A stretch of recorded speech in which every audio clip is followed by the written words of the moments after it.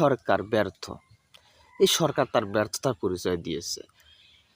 মানুষ জনগণ ভাবছিল যে একজন সফল হবে, কিন্তু ডক্টর ইউনূস ব্যর্থতার পরিচয় ব্যর্থহীন সরকার হয়ে গেছে। সিলেটের সৌন্দর্য পর্যটক এলাকাতে সাদা পাথর, যে মানুষগুলো তাদের পর্যটকের কেন্দ্র ছিল, 2 দিন আগেও সেখানে পাথরের রাজ্য ছিল। টাকের পর টাক পর্যটক কেন্দ্র থেকে সিলেটে যে সাদা পাথর উদাও। সরকার লাকে তেল দিয়ে ঘুমাচ্ছে। একটা মহল্লাতে যদি কোনো ঘটনা ঘটে যায়, তার আশেপাশে লোকজন কিন্তু সবই টের পায় না, সবই টের পায়। এখানে কি হচ্ছে কেন বা কি ঘটনা ঘটে যাচ্ছে, সবই কিন্তু জনগণ বুঝতে পারে। কিন্তু সেই সিলেটের সাদা পাথর রাজ্যে পর্যটক কেন্দ্রে, ওইখানে একদিনে তো আর পাথর লেয় নাই, 2 দিনে তো পাথর লেয় নাই, একটা করে পাথর লেয়নি কে, টাকের পর টাক পাথর নিয়েছে। সেই এলাকা সে মানুষজন জনগণ ছিল না। এই সরকার ব্যর্থ, সফল গন্তব্য যেতে পারে নাই। প্রশাসন, যারা পুলিশ প্রশাসনে আছে, তারা কি বিষয়টা জানতো না? এটা কি তাদের নজর ফাঁকি দিয়ে এইগুলো করা সম্ভব হয়েছে?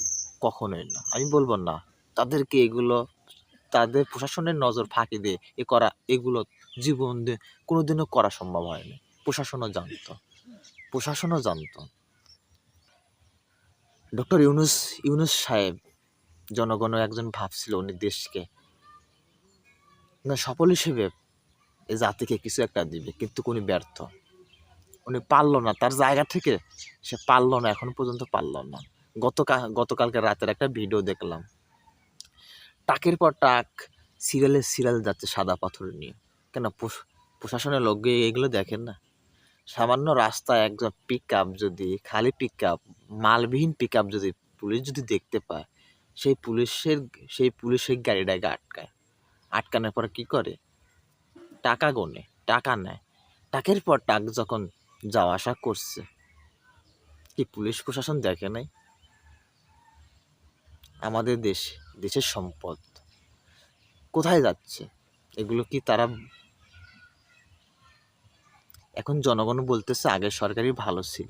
আমি বলতেছি না যে সরকার আবার আসুক, আমি বলতেছি না স্বৈরাচার সরকার আবার আসুক। জনগণ বলতেছে আগেরটাই ভালো ছিল, আমিও বলি আগেরটাই ভালো ছিল। তার মানে এই না যে সে আবার আসবে বা আসুক, আমি এটা বলতেছি না।